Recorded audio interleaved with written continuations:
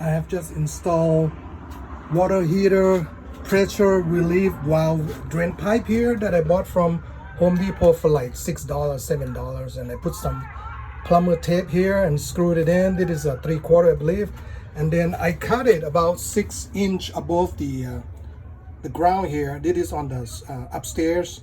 So, and I put a bucket here just in case. I have tested the pressure relief by basically pull this up. Make sure you wear glove and put some eye protection, and it drain the water okay here, and there's no leak over this area neither, so it's good.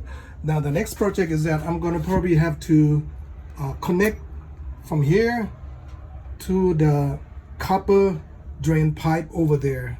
Somehow I probably have to solder some copper pipe here,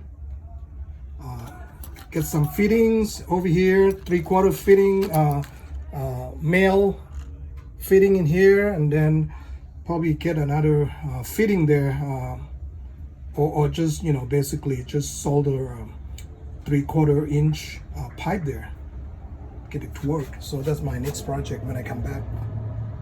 So yeah, how it is, that's how you at least make sure that, you know, hopefully this will never happen. Basically your water heater will not have to release pressure forever, hopefully, but if it does, it will go into the bucket here for the time being, instead of spraying all over the place, and it can be dangerous if someone came in here and it was spraying, you know, things like that. So anyway, and from time to time, kind of check it out. Once a year you should do a test.